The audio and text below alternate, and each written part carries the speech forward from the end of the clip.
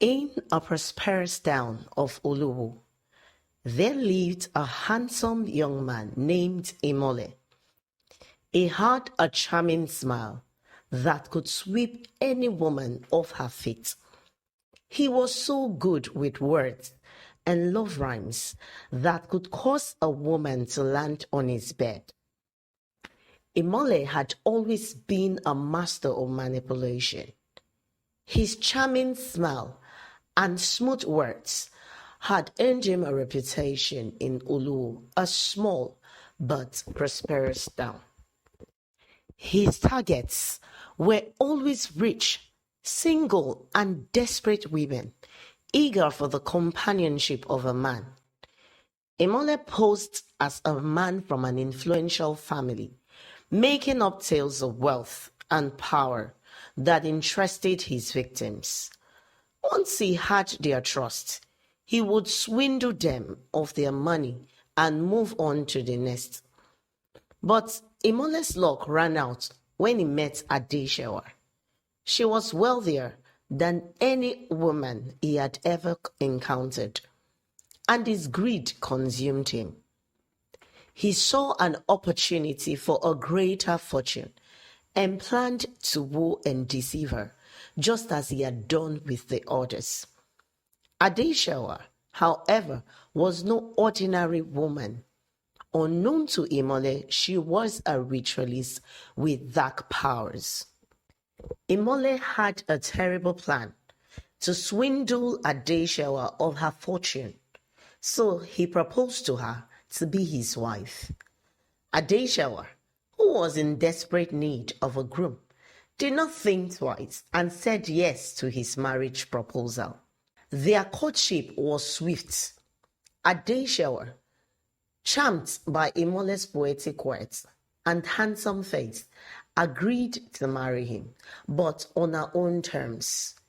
Imole, blinded by greed, saw only the vast wealth he could acquire after getting married to his bride, Adeshewa.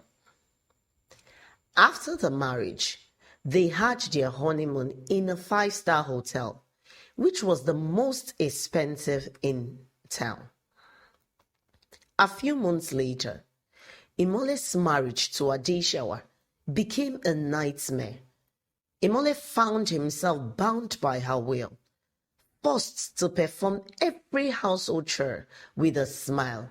He cooked, cleaned, washed, and ironed all Adeshewa's clothes. All this happened under her watchful eyes.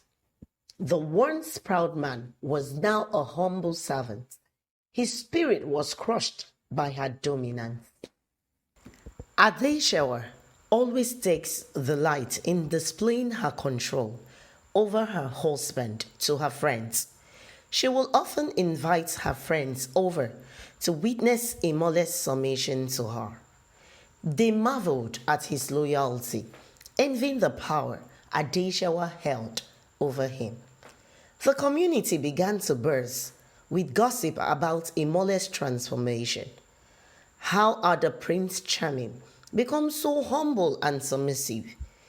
It became a topic of discussion among the people of Uluwu's town, but no one could guess the truth. One day, Shewa's friend, Remy, came to her in tears. "Why are you crying?" Adeshewa asked. Remy told her, "My husband is misbehaving and chasing after other women, and I am so fed up that I want to leave him."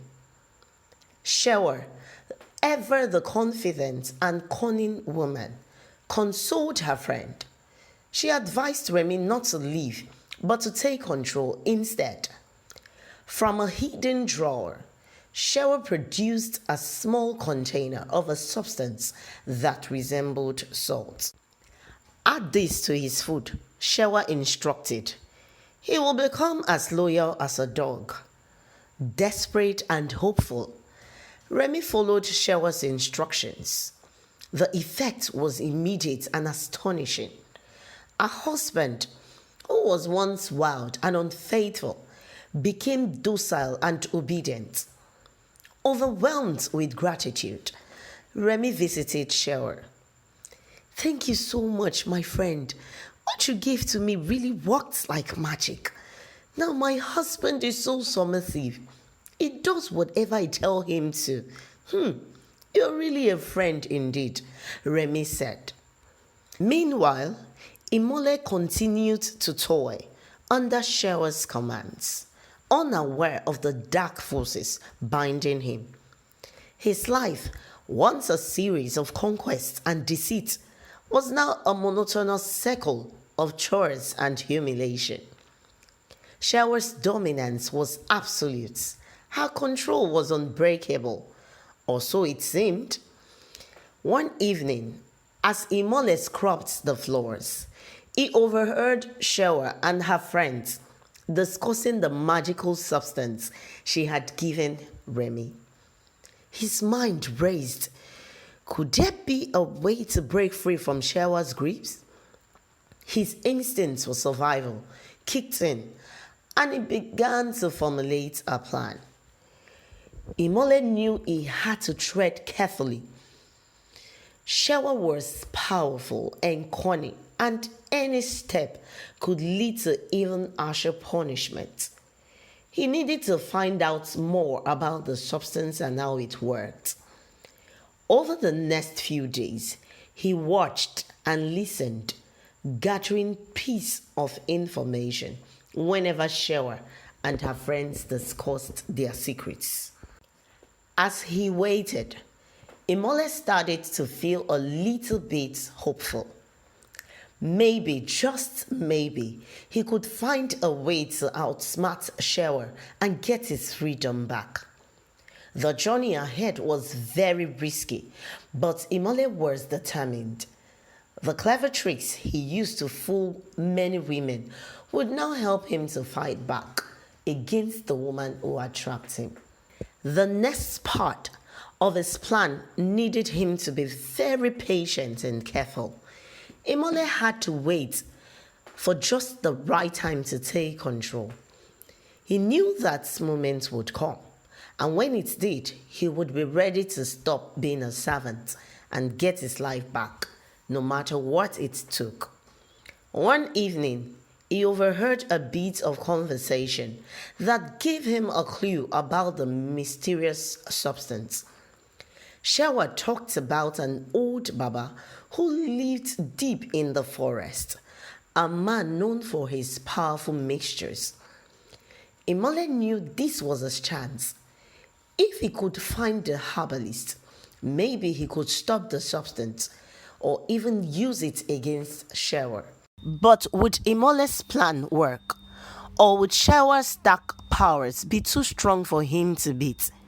The challenge was big, and the fight for control was just starting. Watch out for part 2. Thank you so much for watching. I hope you do enjoy the tale. If so, kindly like and share with your family and friends.